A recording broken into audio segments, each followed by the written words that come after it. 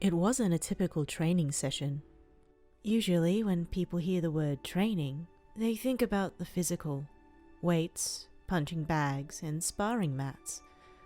Not whispered conversations beneath a starry sky, lazy bodies sprawled out across the grass. Then again, this was a different sort of regimen, one meant to exercise the mind. "How much longer till the next round?"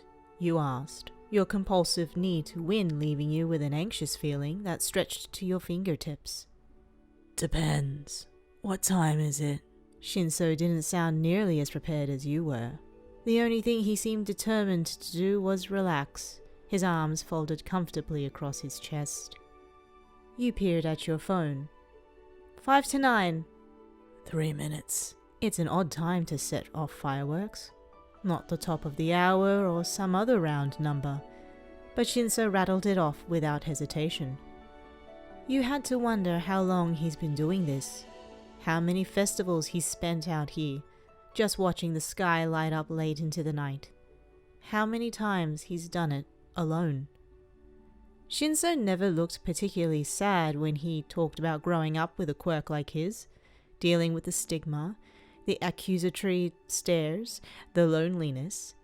He always just shrugged and said something dismissive like, "I don't know anything else," or, "That's just the way it is sometimes." There's no overt anger, frustration, sadness, only a stoic sort of acceptance for the way things ended up happening. Still, you thought you could catch something flashing across his expression whenever he teased you, whenever he thought he pushed you too far.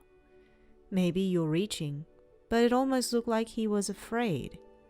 Afraid he'll push you away. Afraid he'll have to go back to the way things were before he knew what it meant to be with someone. You brushed off the train of thought before it could tinge your expression. If there was one thing Shinso hated more than anything else, it was to be pitied. "What's the word this time?" He seemed to think for a second, fingers tapping against his tea in a lazy sort of rhythm. After a quick moment of that, he sat up and peered over at you, lazy eyes at odds with his positively devious smirk. "Quintessential." Of course. It's a long word, a harsh word, riddled with rough consonants. More sound for Shinso to cling to as a beacon for his brainwashing. You'd be under his control before you could even wipe out his hearing. Your quirk had its limits, after all. Selective sensory deprivation wouldn't really be fair if it didn't have its drawbacks. You could knock out any of a person's 5 senses for as long as you could concentrate on just that. If you stopped for even a second to think about the weather, or the commotion in the sky, or even your name, then it'd be over. Using your quirk required extreme concentration, and the more intensely you could hone in on your target, the quicker you could incapacitate them. So, in a way, this was a race. If you wanted to win, you'd have to knock out Shinso's hearing before he got the chance to brainwash you. "That's a cheap trick, and you know it," you pouted, picking at some grass and hurling it in Shinso's direction. "Pick something shorter for once. You have like a full 2 seconds to get me before I can even start thinking."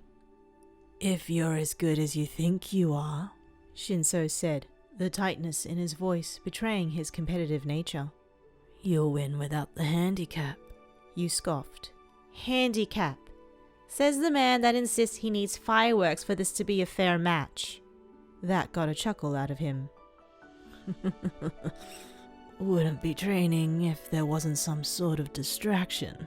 He rested his elbow on top of his folded legs, leaning in and propping his head up on his palm. "Explosions go off in cities all the time. Gotta be prepared to jump into action the second that happens, right?" Shinso was right about all of it, of course, but there was no way you'd ever admit that out loud. Instead, you plot out your master plan, the way you'll finally stick it to the purple-haired cheater.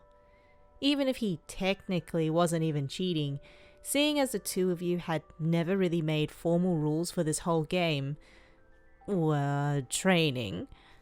But all of that aside, This time you definitely win.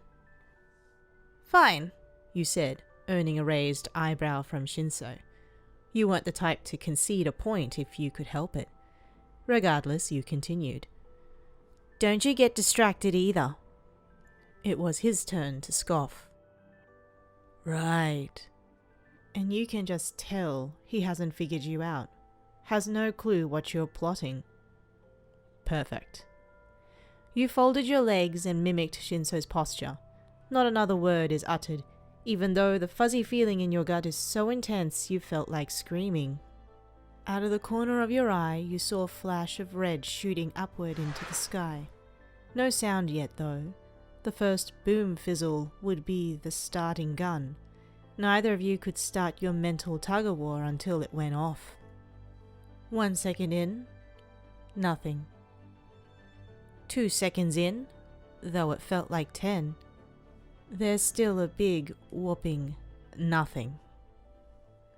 After 3 seconds, a thunderous heavy sound shook the ground, and you put your plan into motion. You leaned in, not an odd action in itself considering it was something you did all the time, an old trick you used to zero in on your target's size, the most natural point of focus you've found. Then you concentrate. The difference from past matches laid in the way you didn't stop once you've pushed yourself up and onto your knees, your hands pressed flat against Shinso's shoulders. Quintessential, you said firmly, clearly, the tip of your nose brushing against Shinso's. There were fireworks bellowing in the background, but there's no way Shinso couldn't hear the word, not when you're this close to him. He should be able to feel it, pick up on the sound as it wafted over his skin, passed along the air from your lips to his. Still, you're well in control, even after the final syllable faded into the clamor of the night. Then still, after the final firework fizzled into silence. You couldn't contain your grin, looking every bit as haughty as you felt. How's this for a distraction? And something snapped. You were no longer in control of your own body, much to your surprise and irritation. You'd been positive you'd caught him. His arrogant smirk and your inability to even roll your eyes told you that you had, in fact, been wrong. Tricks only work if you use them to actually win. It was a nice try, though. A good idea. In your mind, you were telling him off. Stop patronizing me, asshole. Shinso's words made your skin feel like it was burning, and you're not entirely sure if that's because his taunting made you seethe, or because his hot breath is still colliding with the lower part of your face. You know, I bet you thought you had this in the bag. You didn't count on your little distraction working both ways, did you? I swear you are the worst. Wait until I... Shinso laughed softly, leaning his forehead against yours. Man, I'm probably in for it once I release you. I should stop digging my own grave here, but... Something twinkled in his eyes. I won fair and square. You know what that means, kitten? His hold over you eases, and on your first exhale in freedom, you groaned, loud and heavy. It was the fireworks. Too loud, you said through pursed lips, even though you both knew it was a total lie. I still don't think this was very fair, Toshi. Yeah. Pay up. You huffed, defiant, and Shinso grabbed your chin, grinning. Listen, I could make you, but that wouldn't be as much fun now, would it? You didn't miss your opportunity to be contentious. Who knows? It might be, but by that point you already leaned forward, using your lips to smother his next retort.